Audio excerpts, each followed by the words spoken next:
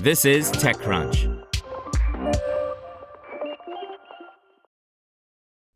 On December 27th, a Waymo robotaxi and a Serve robotic sidewalk delivery robot collided at a Los Angeles intersection, according to a video that's circulating on social media.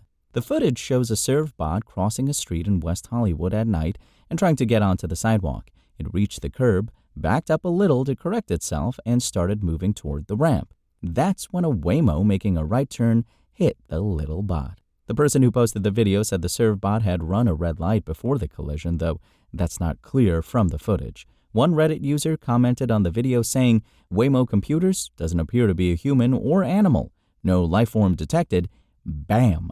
And while that comment was likely made in jest, the sentiment is not exactly wrong. When TechCrunch asked Waymo whether the robotaxi saw the bot, a spokesperson said that the Waymo driver system correctly observed that the delivery robot was an inanimate object. The driver is designed to be a cautious, defensive driver that prioritizes the safest driving path with the information it has at any given moment, and its ability to classify and distinguish different types of road users and objects informs its behavior around them. For example, the driver is programmed to be more cautious around children and pedestrians. This isn't to say that Waymo's driver will just bulldoze anything inanimate.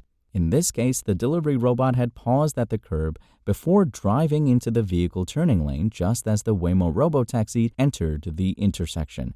At that point, the Waymo driver applied hard braking before making contact with the delivery robot at 4 miles per hour, according to the Waymo spokesperson. Neither AV was damaged, and the two remained locked for a minute before going their separate ways. But as more autonomous vehicles hit public roads, there's a question to be asked about what happens when they collide. How do the companies decide which robot, and therefore which company, is liable in the case of damage? Based on previous information Waymo has given TechCrunch, when a collision occurs, the Waymo driver notifies the company's fleet response and rider support teams. The fleet response team reviews the scene remotely and dispatches a roadside assistance representative if needed. The rider support team checks the status of the riders and, if appropriate, contacts first responders. In this specific instance, there was no passenger inside the robotaxi. It's not clear if the fleet response team was alerted to this collision or whether either the Waymo robotaxi or the Serve bot required humans to assist in getting out of the jam remotely. A Serve spokesperson told TechCrunch that this is the first instance of one of its bots colliding with a robotaxi and confirmed that the bot was under remote supervisor control at the time of the incident, since that is still part of Serve's playbook for intersection crossings. TechCrunch was unable to get more concrete answers from Waymo or Serve regarding specifics around liability in the case of future incidents that might result in more damage. Spokespeople from both companies have confirmed that they have been in touch to work to avoid similar issues in the future. Nearly a quarter century after its founding, Jeff Bezos' Blue Origin is gearing up to launch an orbital rocket for the first time and finally enter the competitive launch industry that is currently dominated by SpaceX. Company executives have maintained that they are planning to launch the towering rocket called New Glenn before the year is out. However, an air traffic advisory posted last week suggests that Blue Origin may conduct the launch no earlier than January 6th. Regardless, there is little left for the company to do in terms of pre-launch tests or paperwork. Blue Origin received its launch license for New Glenn from federal regulators last week, which authorizes launches for 5 years. That same day, the company successfully conducted a launch dress rehearsal called a hot fire test. All that's left on the checklist, Blue Origin CEO David Limp confirmed, is connecting the fairing, which carries the rocket's payload. When the rocket does finally launch, 7 of the Blue Origin-made BE-4 engines will fire up to generate over 3.8 million pounds of thrust and propel the rocket away from its launch pad at Cape Canaveral, Florida. The 320-foot-tall rocket will carry demonstrator technology for Blue Origin's Blue Ring spacecraft, an orbital transfer vehicle that's designed to provide transportation, logistics, and satellite servicing. New Glenn and Blue Ring are just 2 of several products Blue Origin has been developing to compete in multiple areas of the space industry. The company is ultimately looking to go up against several competitors, not just up against SpaceX's Falcon 9, which currently launches the lion's share of national security and commercial satellite payloads that are developing lunar landers, private space stations, and more. Up until this point, Blue Origin has mostly been known for its New Shepard suborbital rocket, which carries space tourists and some cargo up to suborbital space and back in brief flights. If all goes to plan, New Glen's booster will return to Earth and land vertically on a floating barge, to be refurbished and reused up to 25 times.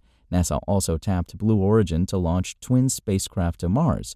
Those satellites were supposed to fly on this inaugural mission, but after the launch was delayed from October, the space agency decided to remanifest them on a later New Glenn launch. Blue Origin has also signed launch deals with the Space Force, Amazon's Project Kuiper, and other commercial companies. The U.S. Treasury told lawmakers in a letter Monday that it was hit by a cyber attack earlier in December, which the department has attributed to Chinese government hackers. In the letter shared with senior U.S. House lawmakers, which TechCrunch has seen, the Treasury said the hackers gained remote access to certain Treasury employee workstations and had access to unclassified documents in what it described as a major cybersecurity incident.